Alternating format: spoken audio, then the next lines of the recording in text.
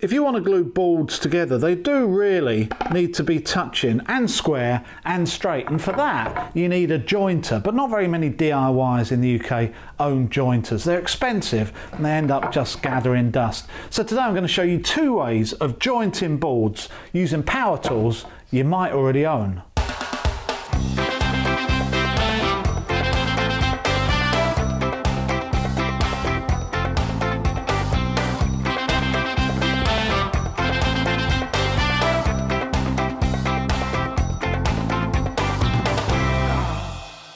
It's quite common to need to join 2 or more boards together, so you end up with something wider than any strip that you started with.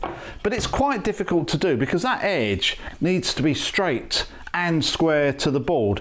And if you haven't got a jointer, then I think there's 3 main ways of doing it. The first way, the traditional way, is by hand with a plane. But unless you're really skilled in traditional woodwork, you could find yourself going round and round in circles for many hours trying to get the board straight and square and end up with something a lot smaller than you started with plenty of sawdust on the floor.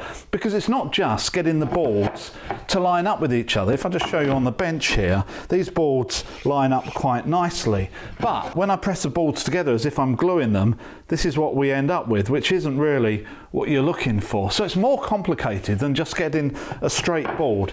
So I'm going to show you 2 ways of doing it using power tools you may already have.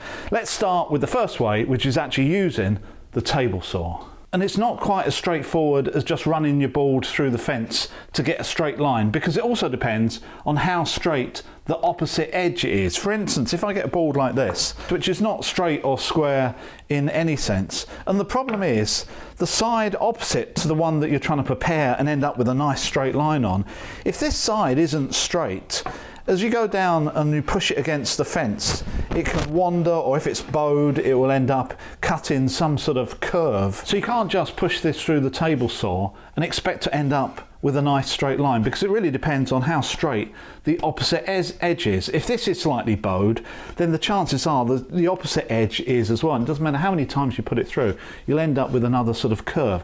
So we've got to find a way of pushing this through absolutely straight against the fence that doesn't rely on the board. And we can do that with the use of a really simple jig. The jig I'm making here is out at the end of a sheet of 18mm or 3/4 inch ply. So it's 4 foot or 1.22 meters long, and I've decided to trim it to around about 300mm wide. This, I think, will give me a wide enough jig to accommodate most of the boards I'll ever want to join in the future without being too cumbersome. But it doesn't really matter how wide it is, it really is up to you. I'm purposely using the factory edge here along the fence, which is the one the jig should be used with in the future, just so you know it's straight.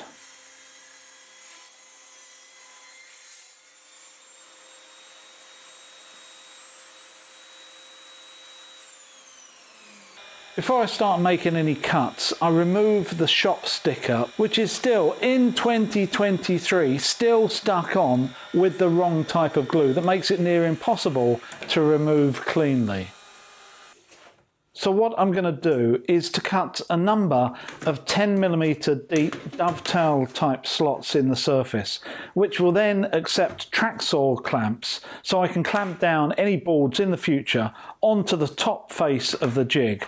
Then running the factory edge of the jig along the fence means whatever shape board is clamped to it will naturally be cut in a straight line. I start by cutting 2 slots lengthways into the jig, and I'm trying to do it in one pass without firstly using a straight cutter to remove material as a relief cut. It sort of works, but the router you can hear complaining continuously, and it also means quite slow progress.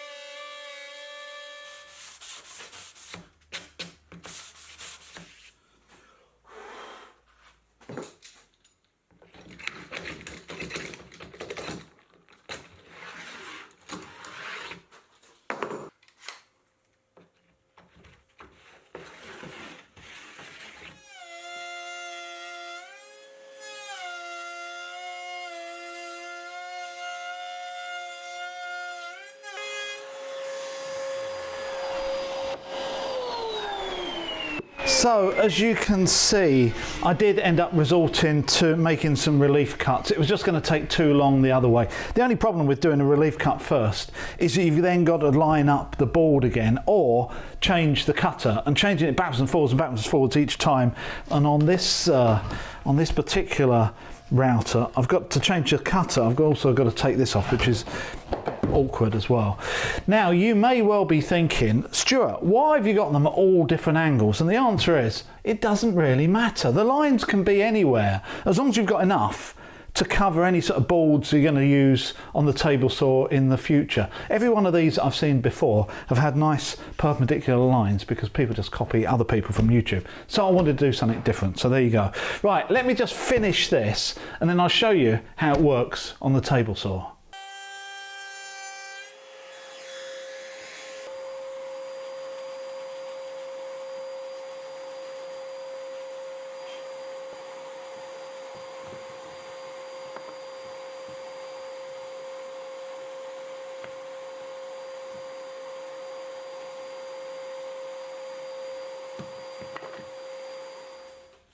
With a random selection of slots in my jig, I can now use my track saw clamps to hold my irregular board onto the top of it in the best position and alignment for the cut.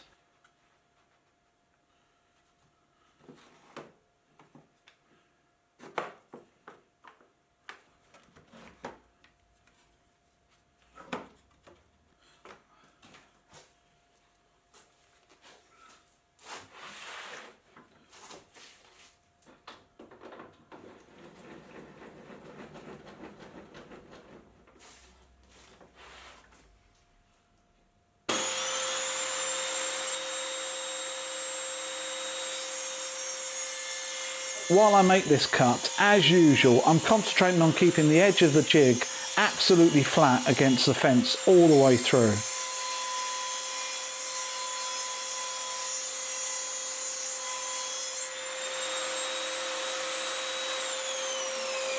And that's all there is to it. If you do it to both boards, then irrespective of how good the back edge is, it doesn't make any difference. And that looks pretty good. And if you check it for square, that's pretty good as well. It's naturally as square as the blade is to the table saw bed. So definitely worth checking that first and making sure that that's spot on. And this will naturally follow.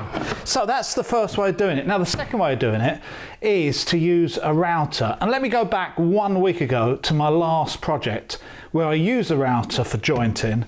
And Stuart will tell you all about how.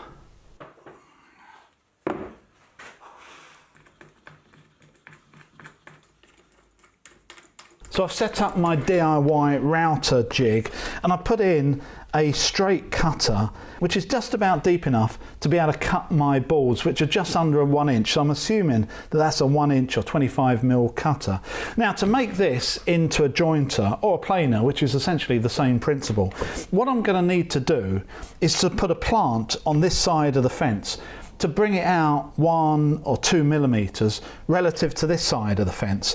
Then with that plant in place, if I line that up with the cutter, then as the piece comes through, it will take off maybe 1 millimeter, but then immediately run over this side of the fence, which is exactly the same principle that electric hand planers use and jointing machines. So I need to find a material that I can stick on this side of the fence that's maybe 1 or 2 millimeters thick.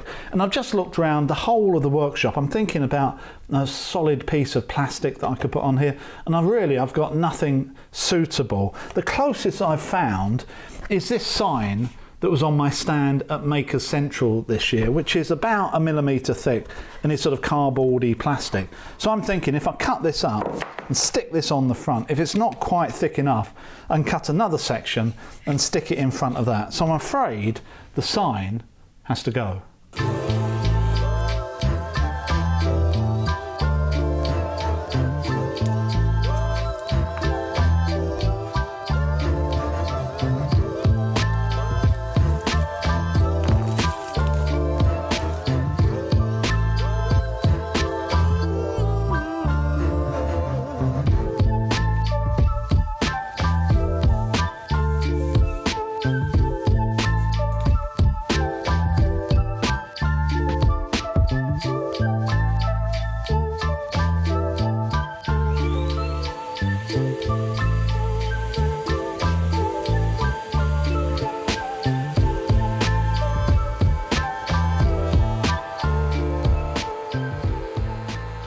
As the timber is passed through the cutter head, it's removing around about 1mm, absolutely square to the board. While I was doing this, I found it best to make sure the workpiece is absolutely flat against the outfeed side of the fence for best results.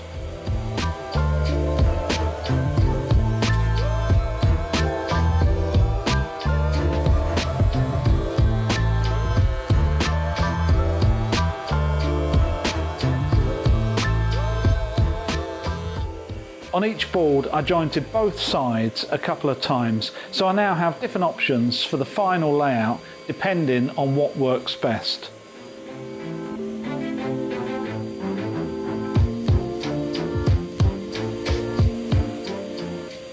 So then I spent a couple of minutes trying different permutations until I found the absolute best fit, which I was really happy with and worked a treat. So whether it's a table saw or a router, it's completely possible to use those to joint thin edge boards, which I think is pretty handy and something I'm going to continue using in the future, because at the moment I have no plans to buy a jointer. I know if I did, it's just going to end up in the corner, getting dusty and getting in the way as well. I hope you've enjoyed this video. Remember, subscribe, hit the bell notification, Patreon, all of that sort of stuff, and I will see you next time.